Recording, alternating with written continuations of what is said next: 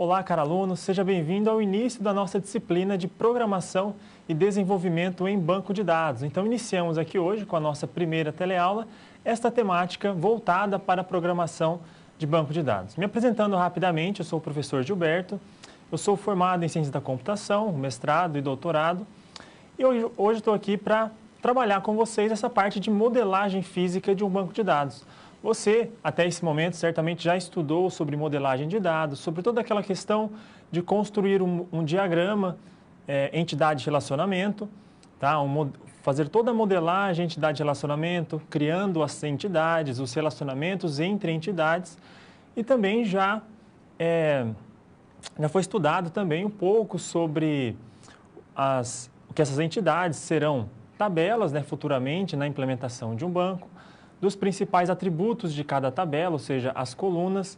Então, hoje vamos pegar todos esses conceitos lógicos, né, da modelagem lógica de um banco de dados e vamos trazer para a programação. Então, hoje você vai aprender aqui durante essa aula a como programar um banco de dados e quais plataformas você pode utilizar para programar um banco. Bom, sendo assim, vamos começar aqui contextualizando essa nossa aula. Então, começamos com a modelagem física, né? Vamos ver aqui que por meio dos diagramas que você constrói, né, os diagramas de entidade de relacionamento, toda a modelagem conceitual e lógica, nos traz aqui para essa modelagem física. Tá? E para modelar o banco de dados de forma física, e utilizamos essa nomenclatura para dizer que estamos programando esse banco, tá? Utilizamos a linguagem de consulta estruturada SQL. Então, ao longo aqui dessa nossa aula, vamos trabalhar toda ela em cima da linguagem SQL. Vamos entender quais os seus principais atributos e como você utiliza essa linguagem para se programar cada etapa da construção de um banco. Pois bem, vamos começar com a criação de um banco de dados. Você vai entender como desenvolver um banco, como criar esse banco em um SGBD. Tá? Relembrando aqui que os SGBDs são os sistemas gerenciadores de banco de dados. E é por meio dessas aplicações que você consegue criar diversos bancos e assim construir as tabelas e relacionamentos de forma facilitada, utilizando, por exemplo, aqui, a linguagem estruturada SQL.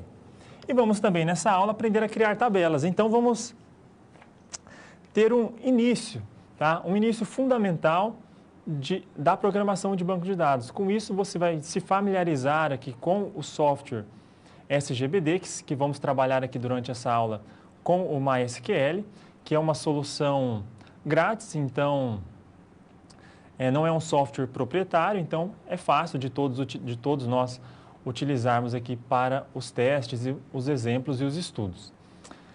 Então, a partir desse fundamento que veremos aqui nessa aula, nas próximas aulas você será apresentado algumas questões um pouco mais complexas, né? Consultas mais complexas, formas de estruturar os dados de maneiras com relacionamentos mais complexos também, e aí vamos aos poucos evoluindo aqui no nosso estudo de banco de dados.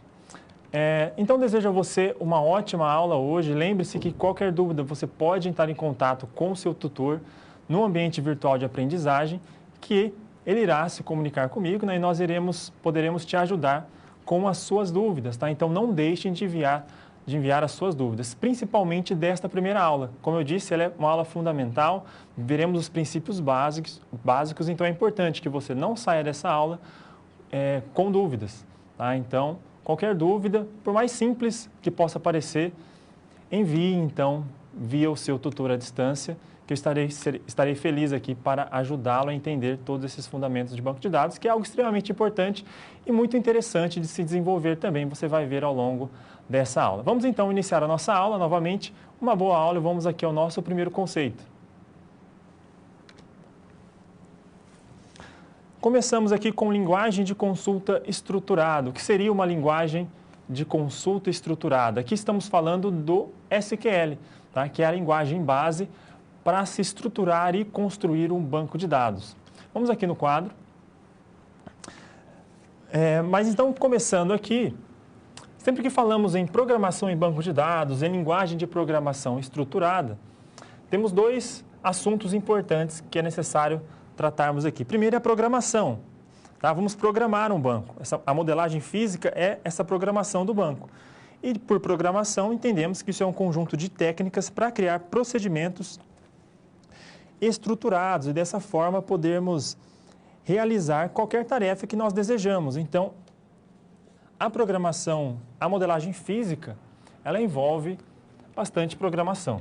E essa programação, toda esta criação de procedimentos estruturados serão feitos em cima de bancos de dados relacionais, sendo manipulados por meio do SQL, que é uma linguagem própria para se trabalhar com bancos. Tá? Da mesma forma que nós temos a linguagem C, a linguagem Java, temos outras diversas linguagens de programação, temos aqui o SQL, que não consideramos uma linguagem de programação da mesma classe que o C ou o Java, por exemplo, mas é a linguagem necessária para trabalharmos com banco de dados. Veja que eu mencionei no quadro ali que nós vamos trabalhar com um banco de dados relacional. Lembrando que nós temos dois tipos principais de bancos de dados. Os bancos relacionais, que é o foco principal aqui dessa nossa aula, e os bancos de dados não relacionais. Os relacionais, eles possuem os relacionamentos entre as diversas tabelas, entre as diversas entidades. Tá? Então, os dados eles estão correlacionados. As tabelas possuem dados que conversam entre si por meio de uma chave primária, chave estrangeira, por exemplo. Já os bancos de dados não relacionais, eles não possuem essa estrutura com relacionamentos. São, muitas vezes, tabelas grandes ou tabelas únicas, eu tenho todos os dados ali sem ter um relacionamento entre eles. Isso facilita um pouco as consultas, pois não exige tanto poder de processamento na hora de você processar consultas mais complexas que envolvam várias tabelas, já que não há relacionamentos. Porém, é um pouco mais difícil de organizar esse banco, pois você terá todos os dados ali provavelmente em várias tabelas muito grandes. Já em bancos de dados relacionais, você pode subdividir o seu banco em diversas tabelas menores e organizar de uma forma mais facilitada para que você consiga entender toda a estrutura do banco ao olhar, por exemplo, o próprio modelo de entidade de relacionamento, da forma com que aquelas tabelas estão relacionadas entre si. Continuando aqui no quadro, só para relembrar aqui para você a representação de um banco. Aqui tem uma modelagem de um banco onde eu tenho 4 tabelas principais. A tabela aluno, a tabela curso, e veja que temos um relacionamento entre aluno e curso, onde cada aluno pode ter um curso, tá? Então, eu posso ter aqui um relacionamento 1 para 1. E curso, ele tem um relacionamento aqui com a tabela disciplina. Aqui podemos ter, por exemplo, um relacionamento N para N. Um curso pode ter várias disciplinas, então podemos ter várias instâncias da tabela disciplina, podem estar relacionadas à mesma instância de curso, e o contrário também é válido. Podemos ter uma mesma disciplina sendo ofertada a mais de um curso, tá? Vários cursos diferentes. E por fim, temos aqui essa tabela disciplina-aluno que faz o relacionamento, né? A relação entre o aluno e a disciplina que ele cursa. Então, ele traz dados aqui tanto da tabela aluno quanto da tabela disciplina. E dessa forma, nós podemos criar uma tabela de relacionamento. Pois bem, a linguagem SQL, a nossa linguagem de estudo aqui dessa aula, é a linguagem padrão dos SGBDs, quando falamos de banco de dados relacionais, tá? Lembrando que nesta aula estamos trabalhando com este tipo de banco de dados, que é o mais comum. O SQL vem do inglês, Structured Query Language, linguagem de consulta estruturada, e é uma forma de nós tratarmos os vários aspectos de um banco, como, por exemplo, definir esquemas de relacionamento, criar as restrições, que são as chaves, realizar consultas interativas e também trabalhar com a segurança e o controle de atualizações. Tudo isso é possível com a linguagem SQL. Nos seus estudos aqui nessa disciplina, utilizaremos aqui o SGBD MySQL. Tá? Ele trabalha com várias plataformas, já que ele foi escrito em C e C++, ele consegue se integrar bem com diversas plataformas, por isso que ele é bastante utilizado, tá? Então, ele pode definir instruções SQL incorporadas de uma maneira embutida ou dinâmica em diversas linguagens. Então, é um SGBD muito comum e muito fácil de se utilizar. Então, com o MySQL, você conseguirá realizar toda essa programação, essa modelagem física do banco. Então, veremos todas as instruções necessárias para que você consiga criar o seu banco corretamente. Mas antes, é interessante que você saiba que a linguagem SQL ela pode ser subdividida em diversas sublinguagens. E cada sublinguagem possui conjuntos específicos de instruções para se programar uma parte específica de todo o projeto e desenvolvimento de um banco de dados, tá? Vamos aqui no quadro. Veja, então, que a linguagem SQL ela pode se dividir em 5 subconjuntos. Nós temos dentro do SQL o subconjunto DDL, que é a linguagem de definição de dados. A sigla aqui está no inglês, tá? E nessa linguagem eu tenho as instruções create, para se criar um banco, drop, para se deletar um banco, alter, para alterar informações do banco de dados, e truncate, para se apagar os dados de um banco. Então, trabalha com a definição, para eu criar o meu banco de dados. A linguagem de manipulação de dados, DML, ela vai trabalhar com a inserção de dados, a remoção de dados das tabelas. Então, com o DDL, eu crio o meu banco e crio as minhas tabelas. Com a linguagem de manipulação de dados, eu insiro os dados, insiro os valores, por exemplo, os nomes dos meus clientes, na tabela cliente, os endereços, telefones e tudo mais.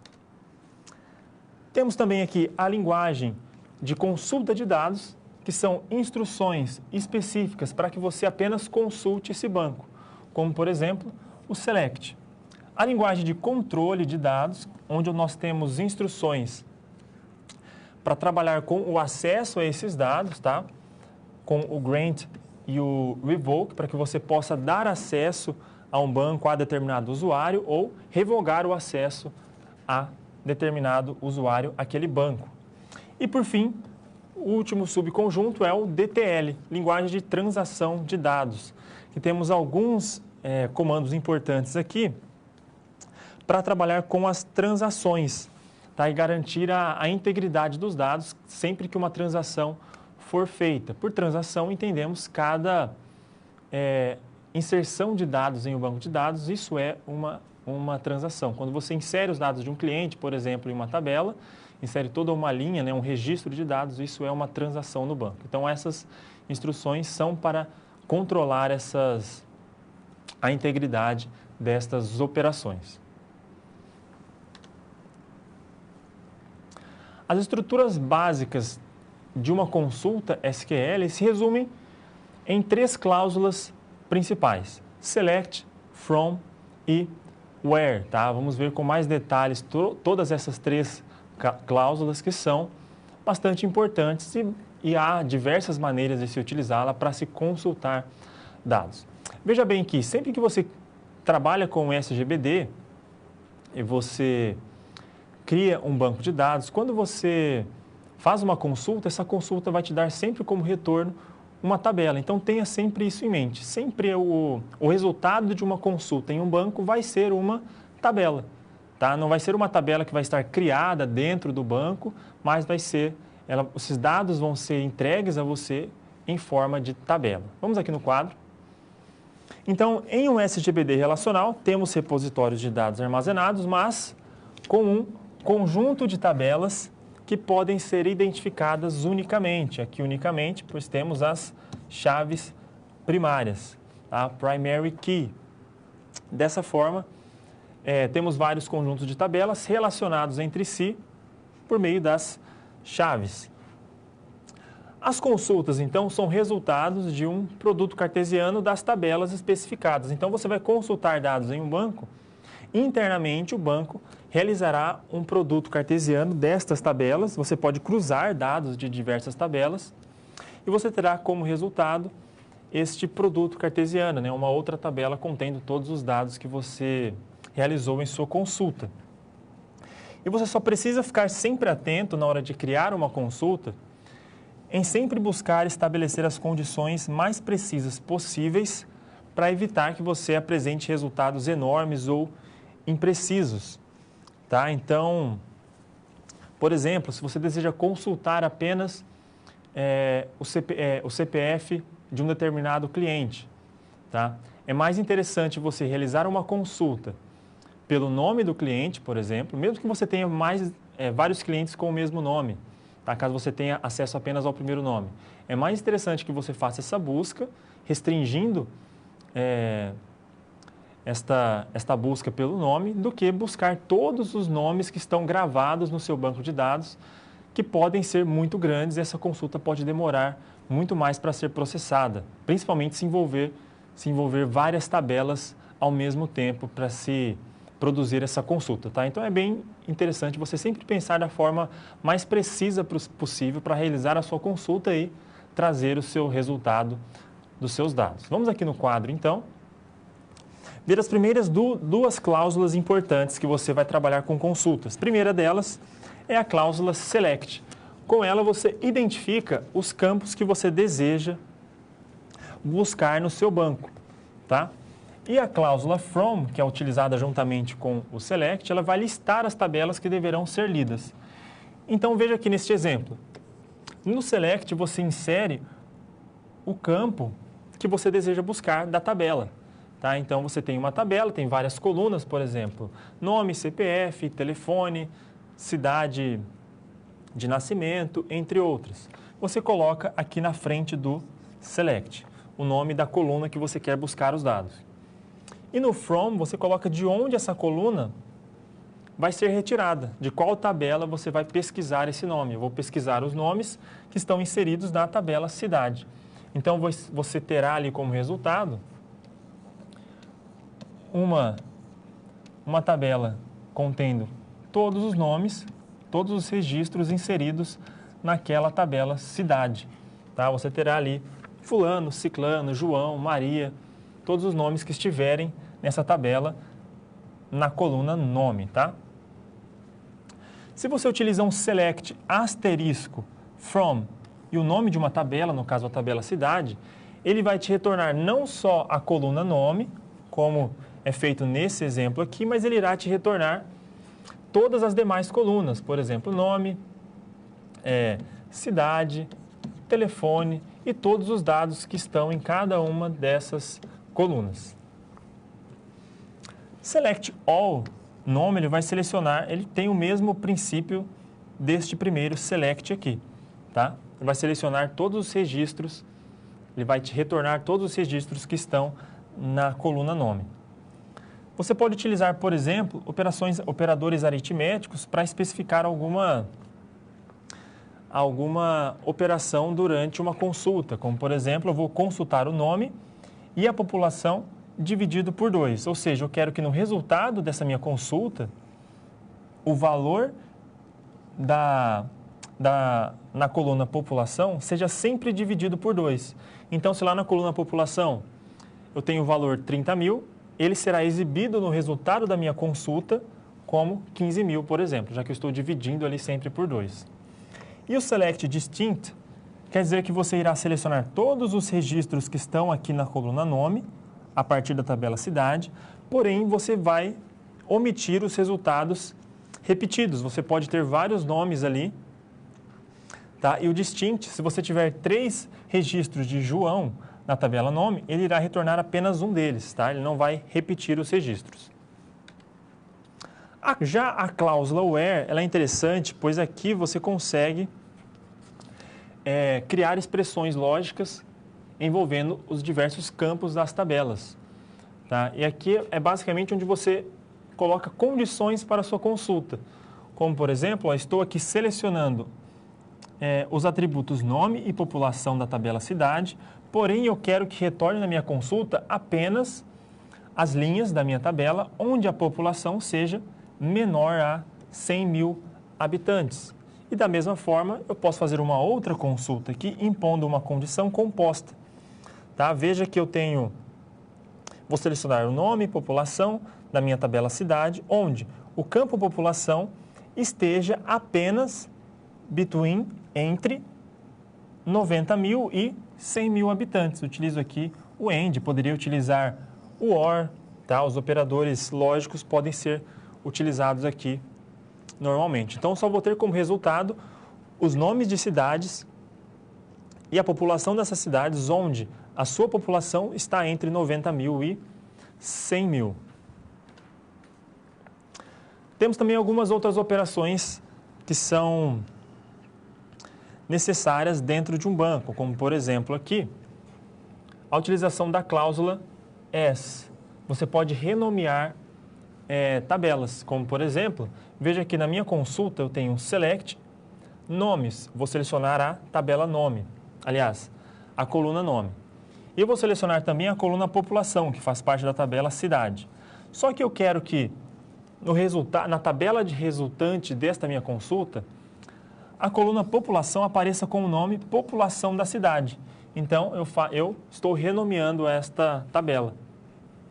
Mas atenção que quando você renomeia com o as dentro de uma consulta, essa mudança de nome não é permanente, tá? Ela renomeia apenas no resultado da consulta.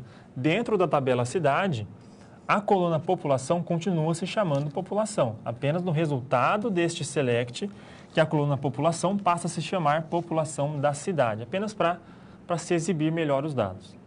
Você pode utilizar o as também para variáveis de registro, como por exemplo, veja que eu tenho aqui select c.nome. O que seria esse c aqui? Tá? O c remete à tabela cidade, porque eu coloquei aqui no from que eu quero utilizar a tabela cidade e renomear apenas nessa consulta específica a minha tabela cidade para C. E com isso eu posso utilizar essa nomenclatura c.nome, que seria a mesma coisa que eu colocar cidade.nome. Aqui eu estou selecionando, eu estou dizendo para a minha consulta que eu quero a coluna nome da tabela C. E qual que é a tabela C? É a tabela cidade. Se eu tivesse colocado cidade.nome, também funcionaria sem problema algum. E para finalizar aqui essas operações iniciais, temos o operador like, que você pode utilizar na cláusula where, que ele vai determinar a correspondência de padrões, utilizando alguns caracteres especiais, como % ou underline. Como, por exemplo, aqui eu vou consultar os nomes de cidades onde o meu nome ele comece por SOR, S-O-R, e o % indica que posso ter qualquer outra coisa aqui após o S, os caracteres S, O e R. E também o operador order by, para que você possa ordenar, seja de forma crescente, ascendente ou de forma descendente, decrescente, tá? E você utiliza após a cláusula from, você irá ordenar todos esses registros, tendo como base aqui os registros da tabela nome, tá? Então, vai realizar essa ordenação. Dessa forma, essas são as operações básicas que você precisa entender para se realizar uma consulta de banco de dados. Sempre trabalhando com o select, para se selecionar as colunas. O from, você seleciona a tabela de onde você irá consultar essas colunas. E o where, você pode pôr condições para melhorar e deixar sua consulta um pouco mais específica. Chegamos nessa situação, problema, onde vamos explorar um repositório de dados. Vamos ver aqui como é o MySQL, o MySQL Server, como você pode trabalhar para se criar e manipular um banco de dados. Então, vamos aqui no quadro. Veja que nessa situação você foi recém-contratado para trabalhar em uma empresa multinacional que vai desenvolver um repositório de dados para um projeto de uma aplicação de guia turístico. Tá? Então, isso será desenvolvido utilizando o SGBD MySQL. E nesse sentido, você deverá, então, demonstrar aos seus superiores que você conhece bem como trabalhar com o MySQL, tá? E todo o ambiente de trabalho que envolve esse desenvolvimento. Então, para isso, você vai demonstrar a ele utilizando um banco de dados World, que já é um banco pré-instalado, né, quando você instala o MySQL pela primeira vez na sua máquina, você vai utilizar esse banco para realizar algumas operações básicas de SQL para demonstrar que você sabe trabalhar com essa ferramenta. Então, vamos entender a estrutura de algumas tabelas, identificar suas chaves primárias e estrangeiras, determinar quais são os possíveis relacionamentos entre as tabelas, estabelecer algumas instruções de consulta simples. Então, dessa forma, vamos resolver essa nossa situação. No computador, eu vou demonstrar a você o software MySQL. Vamos ali ao computador.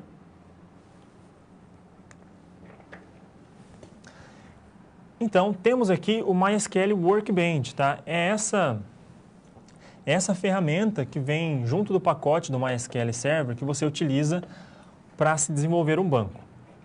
Tá, professor, mas como eu posso instalar isso na minha máquina, então?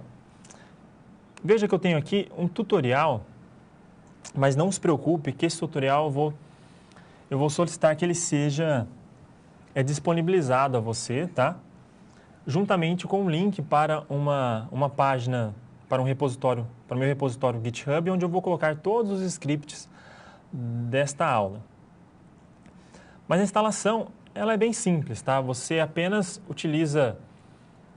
pode apenas realizar a instalação padrão e só seguir toda essa instalação. Tá? Vamos continuando aqui. Ele vai instalar os diversos componentes que vão fazer parte da sua instalação do MySQL Server. Tá? Você precisa executar todas essas instalações que irão aparecer aí na instalação.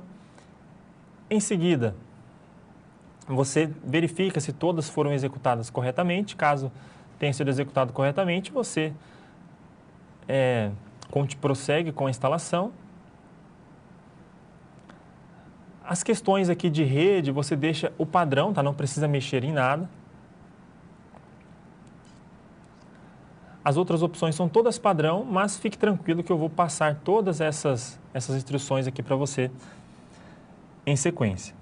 Você precisa pôr um password, tá? Uma senha para que você acesse a sua instância do banco de dados no MySQL Server. Então, você pode utilizar qualquer senha que você quiser, tá? Não há restrição. Apenas para que você utilize na sua máquina local, tá? E com isso ele vai instalar aqui, após você colocar a senha, o MySQL Server na sua máquina. Após a instalação, eu estou utilizando aqui a versão 5.7 do MySQL Community Server, que é a versão grátis do MySQL Server, tá? Eu executo aqui o MySQL Workbench e você já vai ter uma instância local já criada, que você já cria na instalação. Eu coloco a minha senha e aqui eu tenho o meu ambiente de trabalho, tá? Aqui em File eu consigo criar aqui, por exemplo, um novo script, tá? Aqui nesse botão Create New SQL Tab para que você faça consultas SQL. Então, ele cria um novo script aqui. Todas as consultas que você realizar aqui neste arquivo, eles serão feitos em cima dos diversos bancos que você tem na sua instância. Tá? Então, nessa minha instância do MySQL, na minha máquina, veja que eu tenho diversos bancos aqui. Cada nome aqui é um banco diferente e cada banco tem suas tabelas. E cada tabela tem as suas colunas, tá? Como, por exemplo, aqui o banco farmácia possui uma tabela cliente, que eu tenho aqui uma coluna código do cliente, nome e endereço, por exemplo. Esses aqui são vários bancos que eu criei, tá? Nas minhas utilizações aqui. Mas temos aqui o banco World, que é o banco que já vem pré-instalado. Esse você terá na sua máquina quando você instalar o MySQL Server.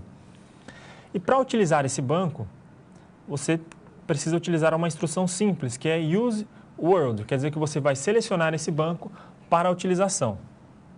Então, nós temos aqui, para executar um comando, você apenas pode utilizar o atalho Ctrl Enter na sua máquina. Ele vai executar aqui, você vai ver o log de execução, foi executado corretamente. Ele já vai selecionar aqui o banco World, tá? Então, você já pode trabalhar qualquer instrução que você colocar agora aqui e executar, ela vai ser feita em cima do banco World. Você pode executar por meio desse botão também, tá? Você só posiciona o cursor em cima da instrução e executa com esse botão.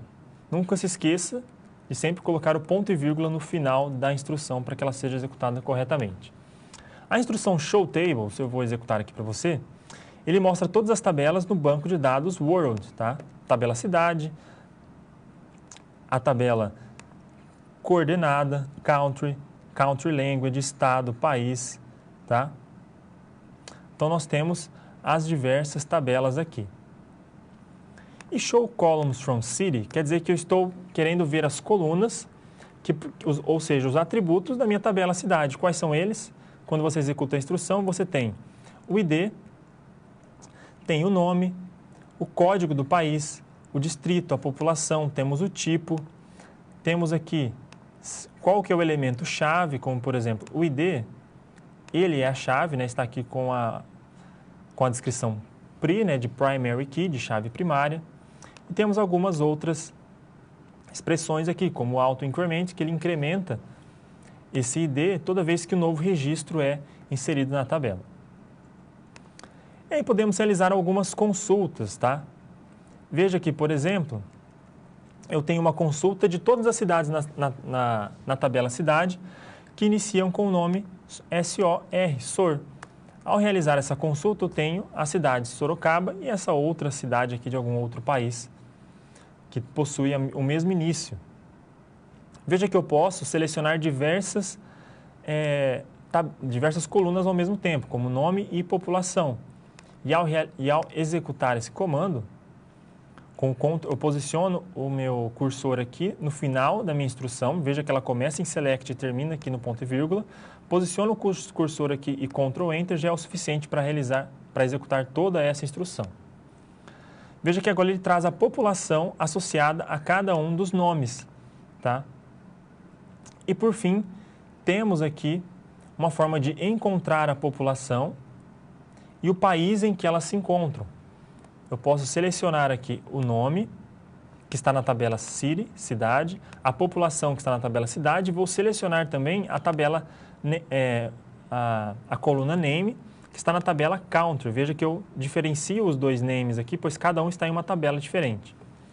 E aí eu utilizo uma condição composta, tá? Onde o meu nome, tá, comece com SOR, e a outra condição é que o código na minha tabela país seja igual ao código do país que está na tabela cidade, tá?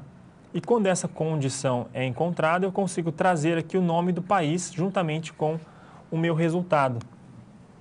E veja que dessa forma eu consegui recuperar dados de duas tabelas diferentes, eu cruzei informações. Então essa é uma grande vantagem quando você trabalha com um banco de dados relacional e com o SQL. Então dessa forma terminamos aqui de resolver a nossa situação problema e já ficou demonstrado aqui como se utiliza as funções básicas do ambiente MySQL.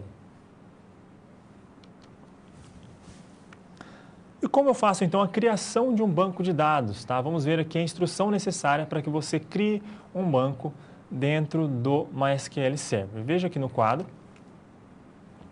que primeiramente para que você possa planejar um banco, você precisa entender alguns passos principais, como coletar informações, que são os objetivos daquele banco, para que ele será utilizado, identificar as suas principais estruturas, que é nada mais, nada menos do que identificar quais serão as tabelas, modelar toda essa estrutura, né, por meio de um diagrama entidade-relacionamento, né, para que outras pessoas possam entender o seu banco também, identificar nas estruturas os tipos de dados, se você irá trabalhar com inteiros, decimais, com chars, com strings, e também outras questões relacionadas às estruturas dos dados, como, por exemplo, se serão dados brutos, que são os nomes, os endereços que você coloca numa tabela cliente, por exemplo, dados de categorização, que podem ser colunas que vão ter valores para categorizar algo, como, por exemplo, verdadeiro ou falso, certo ou errado, e assim por diante.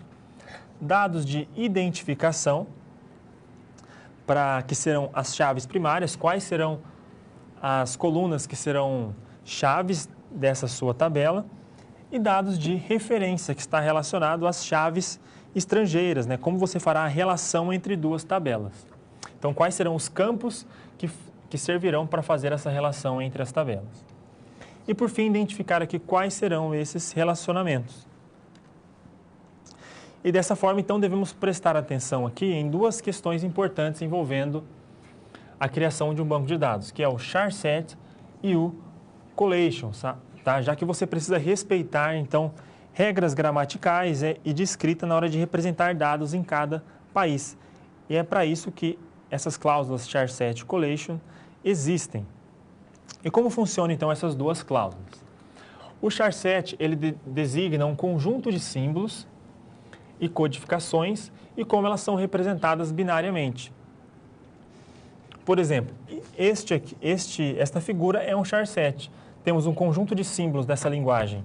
Eu tenho o A maiúsculo, B maiúsculo, A minúsculo e B minúsculo, e eles são representados binariamente com os binários, no caso aqui não é número binário, mas só para exemplificar aqui, ficar mais fácil, utilizamos os decimais 0, 1, 2 e 3 para representar cada caractere. Isso é um char set. E o collation já é um conjunto de regras para que você possa comparar os caracteres de um char set. Tá, mas como que isso funciona então? Então veja, supondo esse alfabeto aqui da figura, tá? Um possível collation para esse alfabeto seria uma regra que diz não distinguir maiúsculas e minúsculas. Então, se eu não vou ter essa distinção entre maiúsculas e minúsculas, quando eu for fazer alguma comparação entre caracteres, eu vou considerar o A igual ao A minúsculo. Então, a representação numérica 0, eu vou considerar que ele vai ser igual à representação 2, já que os dois são a letra A e eu não quero diferenciar maiúsculas de minúsculas. Então, o código 0 será equivalente ao código 2, por exemplo. E dessa forma você consegue realizar ter essas diversas regras. Você não precisa criar essas regras, tá? Já tem várias regras, já estão definidas internamente no SGBD. Tá? E você consegue ver isso com essa instrução aqui no quadro. Por meio da instrução show char character set, você consegue ver todos os char sets que existem no banco. E o show collation, todas as regras que são aplicadas a esses char sets, como por exemplo, o char set UTF-8 é o conjunto de caracteres universal, tá? E o seu respectivo collation é este arquivo aqui. E o char set Latin 1, são conjuntos de caracteres para que você possa escrever palavras, né, dados na língua latina. E agora, continuando aqui, como você cria um banco de dados? Ele é criado utilizando a linguagem de definição de dados, DDL, onde você utiliza a instrução create, juntamente com database ou create schema, são sinônimos. Você pode colocar opcionalmente, né, tudo que estiver aqui entre colchetes é opcional, o if not exists, que ele vai verificar se esse banco com este nome que você insere logo após o create database, se ele existe já no seu repositório ou não. Se ele não existe, ele cria. Se ele existe, ele te dá um aviso de que aquele banco já existe no seu repositório. E por fim, você pode colocar ali qual é o character set, o char set que você quer utilizar nesse banco e o collate. Tá? Por exemplo, veja que aqui nesta criação desse banco de dados, eu tenho o char set UTF-8 e o collate respectivo aqui, o UTF General CI. Quer dizer que esse banco ele está preparado para lidar com palavras internacionais, tá? Diversos tipos de escrita. Se eu tivesse utilizado o Latin 1, tá? Ele seria específico para se trabalhar com escritas na língua latina. Tá? Não seria, ocorreria algum erro caso você tentasse inserir algum registro em uma língua que não seja latina, por exemplo. Tá? Daria erro de caractere. O comando show database, ele te mostra esse banco de dados que foi criado. Alter database, tá? Você pode alterar algumas especificações desse banco. Então, eu quero alterar o banco de dados mundo. O char set eu quero mudar para Latin 1. Tá? Você pode mudar o collate também dessa mesma forma. E o drop database é o comando para que você possa excluir um banco. Então, aqui eu estou excluindo o banco mundo do meu repositório. Então, é bem simples criar um banco. Você não necessariamente precisa sempre inserir o char7 e o colate, tá? Não é obrigatório a inserção, pois quando você cria no MySQL, por exemplo, ele já considera como padrão que o char7 será o UTF-8, mas você pode alterar normalmente.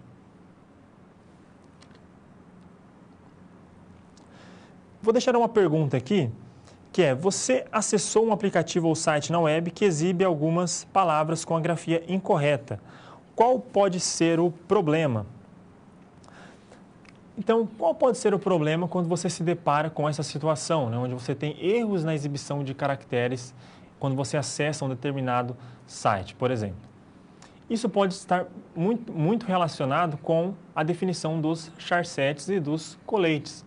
Tá? Provavelmente foi tentado foi inserida alguma informação naquele site, tá? Em uma língua diferente da que ele estava preparado para trabalhar, né? De acordo com o char7 que foi definido para aquele site, para o banco que aquele site utiliza para exibir as informações, né? Para consultar informações. Então, provavelmente esses erros de caracteres, né? Às vezes você encontra um caractere diferente, estranho, que não pertence àquela língua de onde aquela palavra foi escrita, pode ser problema na definição incorreta dos char7s e respectivos collations, que são as regras que definem, né, a forma como você trabalha com os diversos registros em diversas línguas dentro de um banco de dados. Então é importante você sempre pensar qual será a finalidade do seu banco. Se será um banco onde você terá informações internacionais, tá? Se ele será utilizado em diversos países, por exemplo, é interessante um char7 UTF-8 que é global. Se for um banco de dados apenas para o Brasil, por exemplo, você pode utilizar o Latin 1 sem problemas, que você não terá erros como esse dessa pergunta aqui de exibição de caracteres.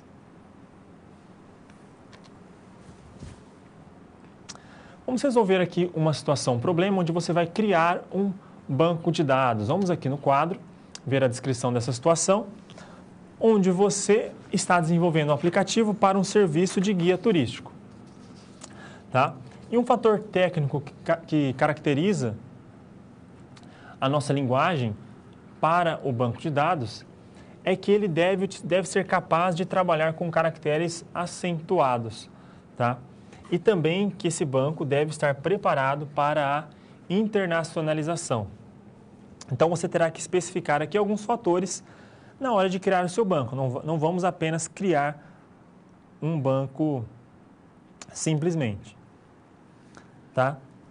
Antes de criar o banco, é interessante que você já tenha a estrutura do banco já programada. Tá? Você já tenha uma estrutura mínima que seja como essa, onde eu tenho a descrição das possíveis tabelas, tabela países, tabela estados, tabela cidades, tabela pontos de interesses. Ou que é interessante que você já tenha também o modelo entidade de relacionamento, tá? Você já tenha alguma modelagem lógica dos seus dados, contendo as entidades e os principais relacionamentos entre eles e quais serão os atributos-chave, quais serão atributos-chave estrangeira e tudo mais.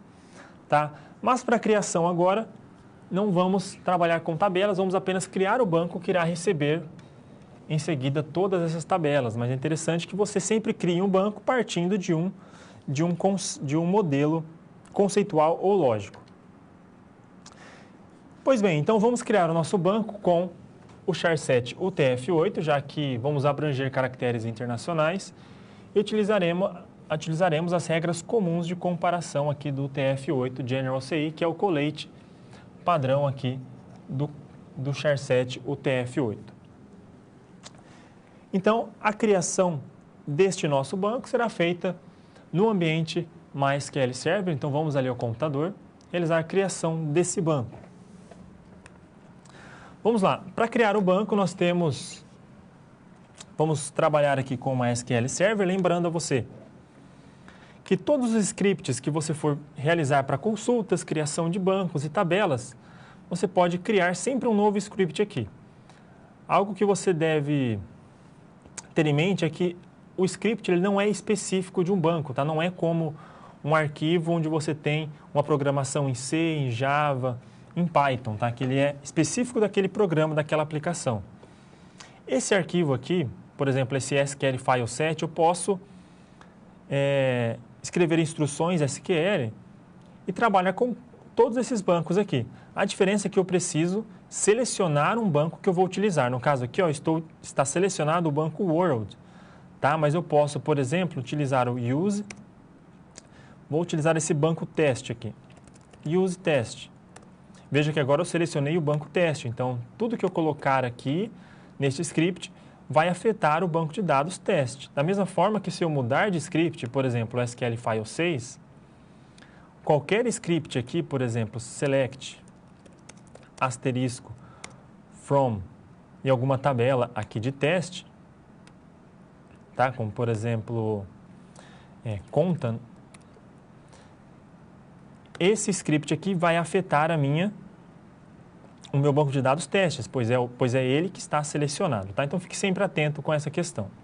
Mas vamos então criar o nosso banco.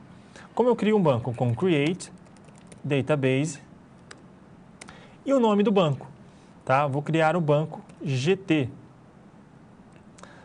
tá? Eu vou dar o nome aqui de Guia Tour. E bastaria que eu fizesse isso, eu conseguiria criar o meu banco. Mas eu vou inserir aqui o if not exists, que é opcional, para que se esse banco já existir, ele vai me dar apenas um aviso, ele não vai gerar um erro no meu script, tá?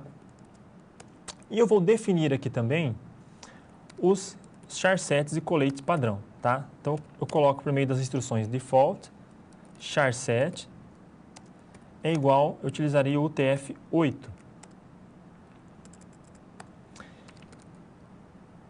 E o colete padrão será o UTF-8. Ele já te dá as várias opções que você tem. Eu vou utilizar o geral aqui, o General Say. E pronto, basta que eu execute essa instrução. Veja que eu posicionei aqui, posso executar aqui, ou eu posso selecionar toda a porção de instrução que eu quero e executar aqui com este botão, tá? Então veja que foi criado corretamente, tá? Banco de dados foi criado e você pode, por meio do show create database, ele vai te mostrar informações do banco que você acabou de criar, que é o guia tour. Ao executar essa instrução, você tem aqui que ele foi criado com o charset padrão UTF-8, tá? E esse banco agora, ele aparece aqui na sua lista de esquemas, né, de bancos de dados, mas você tem que primeiro atualizar neste pequeno botão aqui de atualização. E ele já vai aparecer aqui, ó, vamos achar o nosso banco. O banco Guia Tour. Veja que ele está vazio, tá? Ele não tem nenhuma tabela criada, mas você pode vir aqui nessa ferramenta e dar um clique nela que você pode fazer as alterações, tá? Você não pode renomear aqui, mas você pode alterar o charset e o colete de acordo com todos que estão disponíveis aqui no MySQL, tá? Dessa forma, então, temos o nosso banco criado para que você possa começar a trabalhar com ele. Basta que você selecione por meio da instrução Use ou o botão direito em cima dele aqui e Set as Default Schema, tá? Então, será o banco de dados padrão que você vai utilizar. Veja que agora ele ficou selecionado e qualquer instrução que eu colocar aqui depois, seja de criação de tabelas, consulta, será feita em cima deste banco. Então veja que é bem simples a criação do banco, mas você precisa ficar atento a essas questões de qual banco está selecionado para que você possa trabalhar com ele e qual o charset que você vai utilizar de acordo com a finalidade desse banco, tá? Se ele for um banco, como eu já disse, que vai vai ser acessado em diversas partes, diversos países e as informações serão inseridas em diversas línguas, então é interessante você utilizar um charset adequado para essa utilização. Vamos entender agora como criar as tabelas em um banco, né? A partir do princípio de que o seu banco já está criado e já está preparado para receber as diversas tabelas, que são aquelas entidades que você define no modelo entidade-relacionamento ou no diagrama entidade-relacionamento. Vamos aqui no quadro. Vejamos então que o diagrama entidade de relacionamento ou o próprio modelo entidade de relacionamento, né, que é o MER, ele te dá, então, a certeza de que todos os dados existentes em um determinado contexto estão completamente representados, tá? Já que ao olhar um modelo entidade de relacionamento, você consegue entender a estrutura daquele banco de forma visual. Tá? Então, para isso que o administrador de banco de dados, que é o DBA, ele utiliza esse modelo para poder gerar o banco de dados físico, para poder, então, programar esse banco de dados. Então, veja aqui nesse exemplo o modelo entidade relacionamento, que é o MER. Tá? Esse modelo é mais simples, onde você especifica entidades, que são as tabelas, país, cidade, estado, e você especifica também os relacionamentos, como, por exemplo, o país tem um relacionamento pertence a um continente. E também tem as cardinalidades, que são extremamente importantes também, já que um país pertence a um e apenas um continente. E um continente, ele pode ter N países associados a ele. Tá? E com essa informação fica fácil de você criar o seu banco, você já consegue entender que país e continente deverão ter um relacionamento. E para se criar relacionamentos, você precisará criar um atributo de referência por meio de uma chave estrangeira. Nós temos também o diagrama entidade de relacionamento, que é um outro tipo de modelagem de dados, que é um pouco mais específico que o que nós vimos anteriormente.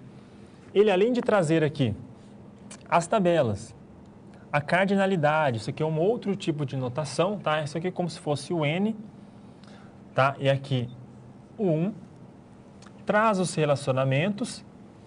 Além disso, ele nos traz aqui, veja, os diversos atributos de cada tabela, ou seja, as colunas daquela tabela. E se um atributo é chave primária ou chave estrangeira, tá? Então, veja que eu tenho uma chave primária aqui como o código do país e uma chave, aliás, ao contrário, né? Este código do país é uma chave estrangeira e aqui eu tenho a minha linguagem como chave primária dessa tabela. A tabela país eu tenho a chave primária code, que é o código. E além disso, veja que eu tenho os tipos já definidos aqui. Então, esse é um diagrama muito bom para se realizar a modelagem física. Tá? Já que através dele você já tem todas as informações que você precisa para começar a programar o seu banco. Então, vai bastar que você faça a tradução, né? Transcreva todas essas informações em termos da linguagem SQL. Fica um trabalho muito mais fácil para o programador quando você tem um projeto, né? Um modelo bem estruturado e bem feito para se iniciar a criação de um banco.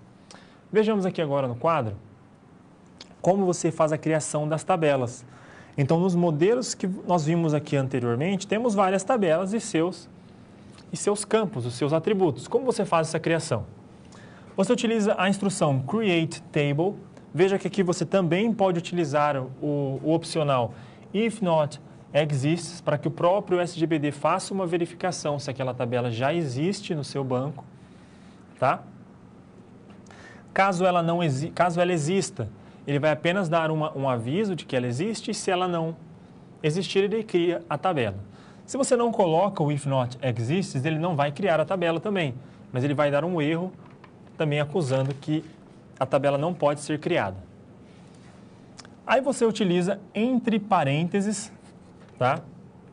Com ponto e vírgula no final, para colocar aqui no meio a lista de campos. E como é a sintaxe dessa lista de campos? Sempre começa com o nome do campo, que é o nome que você dá àquele campo, né? Cliente, código, cidade, estado. Tipo do campo, se será um int, se será um float, se será um char. Opcionalmente, você pode pôr o tamanho desse campo. Tá? Você pode definir que será um inteiro com 3 dígitos. Pode definir que será um char, né? Um caractere com no máximo 5 dígitos. Você pode especificar também se será um atributo nulo ou não nulo. O que quer dizer isso? Um atributo não nulo quer dizer que sempre que você for inserir um registro naquela tabela, tá? Já na etapa de inserção de dados, sempre que você inserir um registro naquela tabela, você deve especificar aquele campo, se você utiliza essa opção not null, tá? Então você é obrigado a inserir um registro ali também. Se você utilizar a opção null, você não precisa necessariamente inserir um registro naquele campo quando você faz a inserção, né, naquela tabela. Você pode deixá-lo vazio. Voltando aqui no quadro. Então, quando você deixa ele vazio, o próprio SGBD vai preencher aquele campo com o valor null, tá? Se você deixa not null, você é obrigado a inserir um valor nele. Default, valor, né, quer dizer o valor padrão daquele campo, onde, caso você não insira nenhum dado naquele campo, o valor que aquele campo vai assumir vai ser o valor que você colocar aqui, tá? Auto-increment é uma opção para que esse campo possa ser auto-incremental à medida que você for inserindo um novo registro, tá, na tabela. Então, esse campo vai começar com 1, toda vez que você inserir um novo registro na tabela, ele vai incrementando esse campo, tá? Registro, aqui é uma linha de dados em uma tabela, tá? E, por fim, você pode especificar aqui também se esse campo será ou não uma chave primária por meio da instrução primary key, tá? Então, essas são as formas que você tem para se criar uma tabela em um banco de dados. E também veja que você tem várias opções para especificar algumas atribuições necessárias relacionadas à criação da tabela. Fique sempre atento à sintaxe, tá? Ela é muito importante, mas é bem simples também de se acostumar a essa utilização, né, da sintaxe do SQL. Veja aqui nesse conceito questões sobre os tipos de dados. Então, ao se criar uma tabela, você especifica os diversos campos que aquela tabela terá, né? Seus diversos atributos, onde cada atributo será uma coluna naquela tabela, certo? Cada coluna, então, ela possui um tipo. Por exemplo, o nome será do tipo char, que é o tipo de caractere. O campo ID, por exemplo, será do tipo int, inteiro, né? Vou utilizar um ID numérico. O campo idade será do tipo int, eu utilizarei um valor numérico ali para inserir dados naquele atributo idade, e assim por diante. Há diversos atributos que você pode trabalhar com o banco de dados, tá? E é isso que nós vamos ver aqui nessa aula, nesse momento. Quais são os principais tipos de dados que você pode trabalhar e quais são os mais comuns que você vai utilizar de forma mais frequente. Mas vamos aqui no quadro antes, eu quero passar para você a nomenclatura que vamos utilizar aqui ao longo desse próximo material com os tipos de dados. O M, tá, ele vai especificar o tamanho do dado, ou seja, o valor máximo relacionado a cada tipo de dado. O D será a quantidade de dígitos depois da vírgula, tá? São as casas decimais de um determinado tipo de dado decimal, onde o seu valor máximo é 30 ou m-2. Ou seja, se eu tenho um valor decimal de tamanho 5, por exemplo, o máximo de dígitos depois da vírgula que eu posso ter, que eu posso especificar aqui neste parâmetro D, é m-2, 5 menos 2, 3 dígitos depois da vírgula. Entre colchetes são partes opcionais na definição dos tipos, tá? Você pode ou não colocá-lo. Unsigned quer dizer que se eu utilizar esse parâmetro na criação de um atributo, né, de um campo em uma tabela, quer dizer que ele não vai aceitar números negativos, tá? Apenas números positivos. E zero fill, ele vai preencher com zeros à esquerda, tá? E vai receber automaticamente o atributo unsigned, pois ele não pode ser negativo também. Então, começamos aqui com os tipos numéricos, tá? Nós temos 3 principais, onde o mais utilizado, né, de forma mais frequente, é o int mesmo, né? Mas você pode utilizar tanto o small int como o big int, e cada um deles tem uma faixa de valores de intervalos específicos, como, por exemplo, o small int é um inteiro, neste intervalo aqui, é um intervalo bem pequeno, tá? Por isso que normalmente é utilizado aqui o valor, o tipo int, já que ele tem um intervalo muito maior. Veja que esse primeiro intervalo é caso você utilize, você não coloque a opção unsigned, tá? Se você utilizar a opção unsigned, o intervalo ele aumenta um pouco, tá? Você pode ir até mais de 65 mil, já que serão excluídos os valores negativos por meio da utilização aqui desta opção. Opcionalmente, eu posso pôr o tamanho desse meu int, o número de dígitos que ele terá, sempre entre parênteses, tá? Mas também é opcional. E o zero fill também é outra opção aqui. O int e o big int têm o mesmo princípio, a diferença são só as suas faixas de valores possíveis.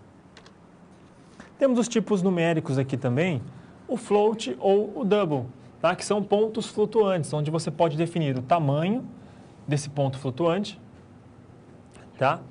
E a sua precisão aqui, né? O número de dígitos após a vírgula, tá? Sempre separados por vírgula entre parênteses. E você também pode definir os atributos unsigned ou zero fill, tá?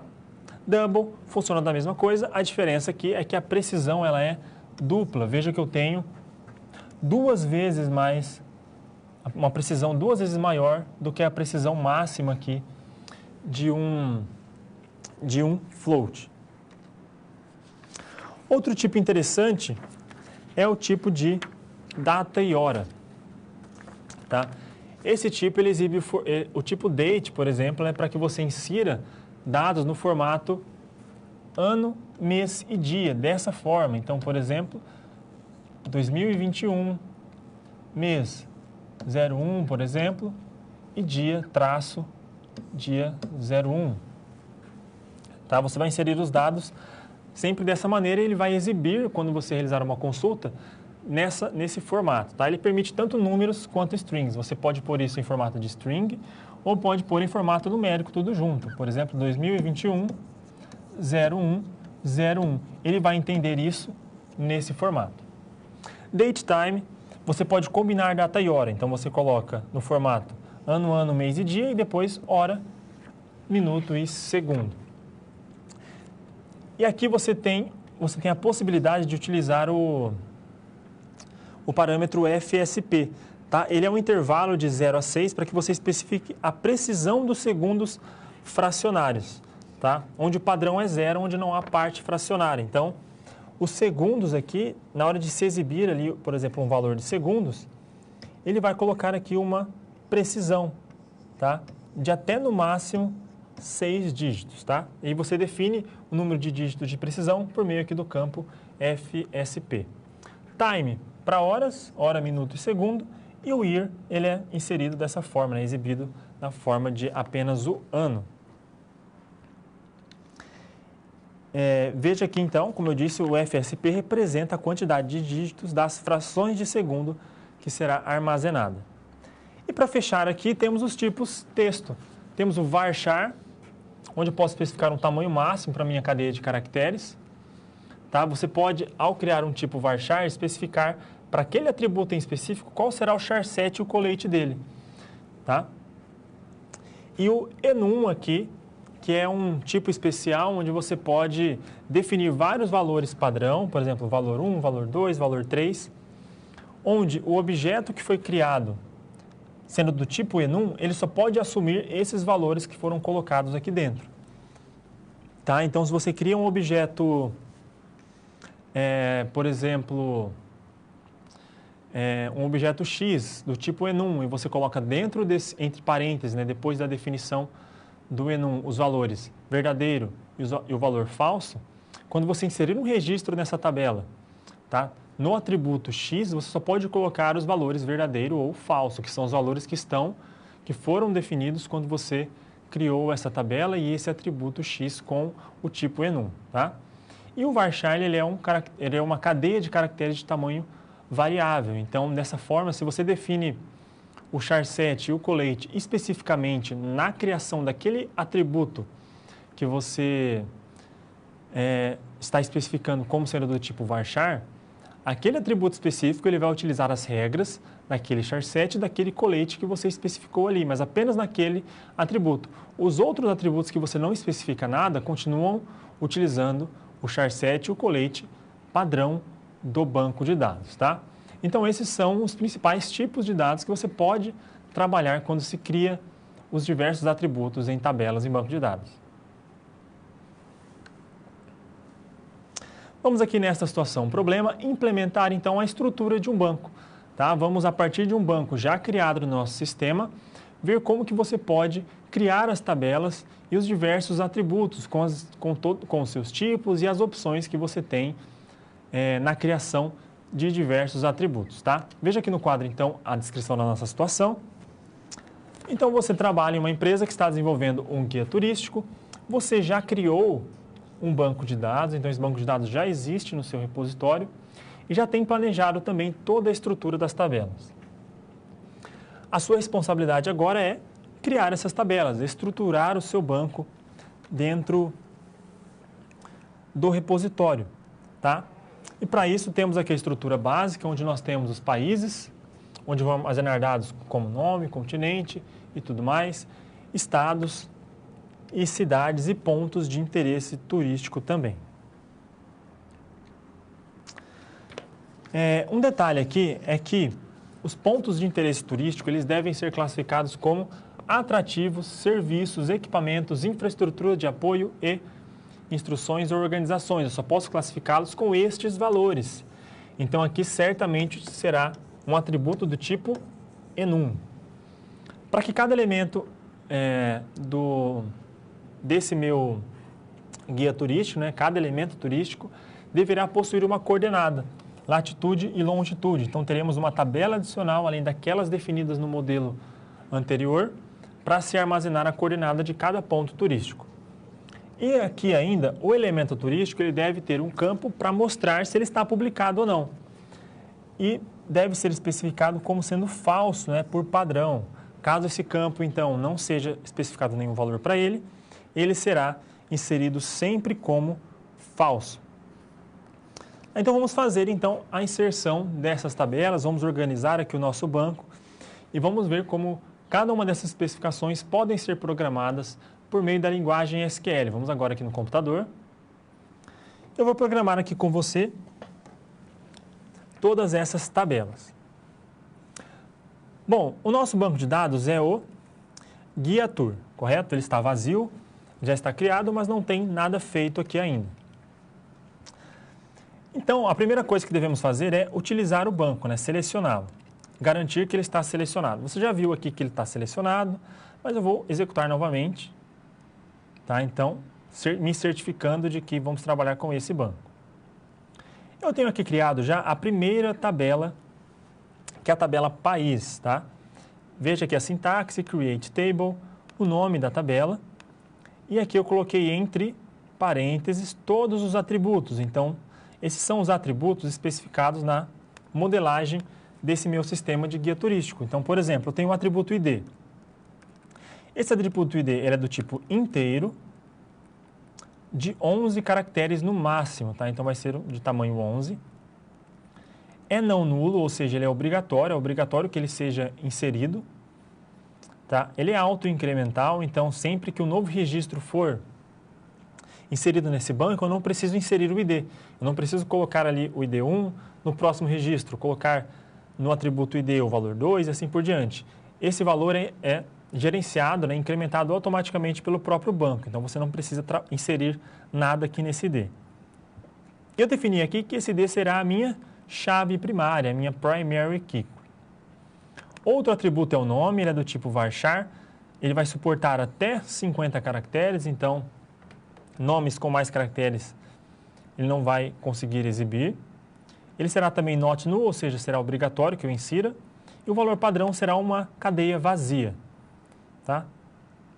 O continente, eu vou utilizar o tipo enum. Por quê? Porque eu só tenho 6 continentes possíveis aqui. Tá? Ásia, Europa, América, África, Oceania e Antártida. Não tem um outro continente que eu possa colocar aqui. Então, não seria interessante eu colocar continente varchar, por exemplo, porque daí o usuário ele pode colocar um nome qualquer ali que não seja um continente. Isso pode afetar a integridade do seu banco. Tá? Então, por isso que eu utilizo o enum aqui, fica mais organizado. Ele vai permitir apenas a inserção desses valores aqui dentro do atributo continente. Esse será um atributo não nulo e o valor padrão será considerado o continente americano. Código é um caractere de tamanho 3, obrigatório, e o valor padrão será vazio. E podemos criar aqui a tabela. Eu posso posicionar o meu cursor aqui, Ctrl Enter, e verifico aqui embaixo no log que a minha tabela foi criada corretamente. Tá? Então agora, se eu atualizar aqui a minha lista de bancos, veja que eu tenho a minha tabela já criada aqui no meu banco guiator, tá? Com as várias colunas, como ID, nomes, continente e código. Se eu venho aqui na minha tabela país e clico aqui na ferramenta, ele te dá aqui informações sobre essa tabela, tá? Como o charset específico dessa tabela, que pode ser trocado também. Da mesma forma, aqui eu posso utilizar aqui a informação, o izinho tem algumas informações dessa tabela também, como por exemplo, o número de colunas que ela possui, tá? O tamanho, tá? Que por enquanto está pequeno, né? Está pequeno já que eu não tenho nenhum item inserido nela, entre outros aspectos, como aqui as colunas. Veja que eu tenho informações da coluna ID do tipo inteiro, a coluna continente do tipo enum, tá? E assim por diante, as diversos outros atributos relacionados à criação dessa tabela. A segunda tabela é a tabela estado, tá? Ela é uma tabela simples, vou criar aqui com ID, nome e sigla. Não tem nada específico. Cidade da mesma forma, tá? Criando a tabela cidade aqui, não tem nada diferente do que foi feito na primeira tabela. A tabela ponto turístico, ela tem aqui então um tipo enum, onde eu tenho os tipos, são especificados aqui, e se esse ponto turístico ele foi publicado ou não. Então também é do tipo enum, ele vai ter apenas os valores não e sim, sendo que o valor padrão será não, tá? Lembre-se que o valor padrão é opcional, eu poderia criar esse atributo sem o valor padrão, mas aí eu seria obrigado a colocar sim ou não aqui. Dessa forma, utilizando o default, se eu não colocar nenhum valor aqui dentro deste atributo, ele será inserido na minha tabela como não, tá? E por fim, a última tabela que eu preciso criar, um create table, é a tabela coordenada. Essa tabela coordenada, ela vai ter então a latitude, que eu vou dizer que será do tipo float, e vou especificar um tamanho 10 com 6 casas após a vírgula. Separo sempre os meus atributos por vírgula, tá? E aí eu tenho longitude aqui, com float também, 10 e 6. Então, o tamanho do meu atributo longitude será 10 e ele terá 6 casas após a vírgula, tá? Criando aqui essa tabela, foi criada também corretamente. E todas essas tabelas, lembre-se sempre de atualizar aqui, para que você consiga verificar. Eu tenho elas criadas, estado, coordenada, cidade, tá? Então, dessa forma, todo o nosso banco já está definido e criado. Eu já tenho aqui, então, a criação de todas as tabelas preparadas para receber a inserção dos diversos dados nesse meu banco. Vou deixar uma outra pergunta aqui para você, que é como utilizar os tipos de dados de data e hora no MySQL, tá? Você saberia implementá-los no MySQL nesse momento? Vou dar uns instantinhos e já eu volto com você para exemplificar a utilização desses tipos.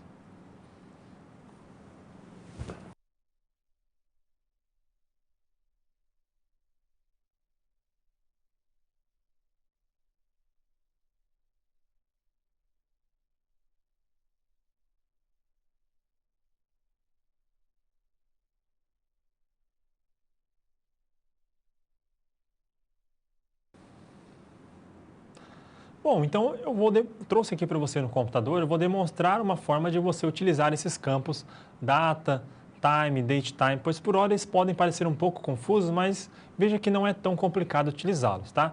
Então, dessa forma, vem aqui comigo no computador. Eu tenho aqui um banco de dados que eu criei para esse exemplo, chamado de DT, um banco simples. Eu vou selecionar esse banco aqui, executar a instrução useDT, e eu criei uma tabela com atributos A, B, C1, C2 e D, e cada um de um tipo diferente. O atributo A ele será do tipo date, tá? O atributo B do tipo date time, então eu vou poder colocar uma data e um horário dentro da mesma coluna. C1 será do tipo time, mas eu especifiquei aqui o parâmetro FSP, tá? Entrará então a precisão de 5. E o atributo C2 é o time, eu não especifiquei nada, então a precisão por padrão é 0. E D, para especificar o ano, que é o tipo de dado year. Um detalhe aqui é que não é obrigatório você colocar sempre letra maiúscula, tá? Os tipos de dados, as instruções SQL podem ser maiúsculas ou minúsculas, não tem problema. Mas, normalmente, por convenção, elas são utilizadas em letra maiúscula para facilitar o entendimento, né, e a organização do código. Eu inseri vários valores aqui, tá? Mas não precisa se preocupar na sintaxe da inserção dos dados, tá? Nós vamos estudar isso mais à frente. Mas eu só quero que você perceba a diferença principal quando você tem a utilização do parâmetro FSP, né, de precisão, aqui nesse campo time, por exemplo. Eu inseri no campo, na tabela data-hora, no campo data, a data, né, formatada corretamente, sempre ano, mês e dia. Aqui, date time, a data, ano, mês e dia, e a hora, minutos e segundos. No campo time, eu coloco horas, minutos e segundos aqui. Tá? E veja que eu coloquei nos dois campos time, tá? O campo C1 e o campo C2, esses dois atributos têm o mesmo valor, mas na hora de consultarmos os dados, eles vão ser apresentados de forma diferente. Tá? Veja aqui no ano 2021. Ao consultar, então, esses dados por meio de um select, vou selecionar todas as colunas from a tabela data-hora. Ele vai me retornar aqui o primeiro registro que eu inseri. Veja aqui que eu tenho a precisão, tá? O C1 ele foi do tipo time com a precisão de 5 casas. Então, eu tenho a precisão aqui nos segundos de 5 casas decimais. O campo C2 já não tem essa precisão, pois não foi especificada. Tá? E aí você pode especificar essa precisão colocando aqui o valor que você deseja até um limite de 5 casas decimais. Você pode inserir também de forma numérica, tá? Eu posso colocar tudo aqui, ó, veja que esse segundo registro, eu inseri tudo junto, tá? Sem a separação aqui por traço. Então, dessa forma, o SQL ele vai formatar automaticamente, tá? Que é o que aconteceu aqui nessa segunda linha, tá? Na verdade, foi essa inserção. E agora, essa terceira linha aqui, veja que eu inseri 2021, 0 e 21. Qual foi a data que ele entendeu? O ano 202, tá? Porque ele lê sempre da direita aqui para a esquerda. Então, ele vai pegar a direita, o dia, esquerda, mês, e aqui o que restar é o ano. Isso serve para todos os outros formatos, seja de dia, de data e tudo mais, tá? Então, você tem essas duas opções, colocar em formato de caractere ou formato numérico. Mas, como eu disse, não precisa se preocupar tanto ainda com essa parte de inserção. Só para você entender a diferença dos tipos de dados aqui na criação de atributos. Chegamos então ao fim da nossa aula. Vimos muitos conceitos que são fundamentais para que você entenda como trabalhar com o banco de dados. E vejamos aqui então no quadro tudo que foi trabalhado nessa aula. Vamos lá. Nós trabalhamos com a linguagem de consulta estruturada, que é o SQL. Vimos que o SQL ele pode ser subdividido em 5 subconjuntos, onde cada subconjunto é responsável por uma etapa da criação e programação de um banco de dados. Na linguagem de consulta estruturada, trabalhamos com as cláusulas select, from e where, para consultar o banco de dados. Trabalhamos na criação de um banco de dados com a instrução create database. Vimos também como criar tabelas com a instrução create table e como você consegue especificar os diversos campos dentro de uma tabela, juntamente com os tipos específicos de cada campo, né, de acordo com a utilização que você fará do seu banco de dados. Então, esses são os fundamentos para que você tenha um banco de dados criado, organizado e estruturado. E a partir de tudo isso que foi feito aqui nessa aula, você já tem um banco pronto para começar a inserir registros e, a partir da inserção desses registros, realizar consultas envolvendo, né, diversas tabelas e especificando corretamente quais são as chaves, tá, e tudo mais relacionadas a esse banco. Mas nós vamos ver todas essas questões futuramente nas próximas aulas. Então, para finalizar, qualquer dúvida, estou aqui à disposição. Pode enviar mensagem ao seu tutor à distância, que eu estarei aqui pronto para ajudá-lo a entender melhor toda essa questão de programação e desenvolvimento de banco de dados. É algo bem interessante e muito legal de se trabalhar e de se programar. É legal ver a criação do seu banco, criar uma estrutura e começar a enxergar as diversas possibilidades que você tem quando trabalha com esse tipo de função. Dessa forma, me despeço aqui dessa aula e nos vemos na nossa próxima aula. Bons estudos e um abraço para você.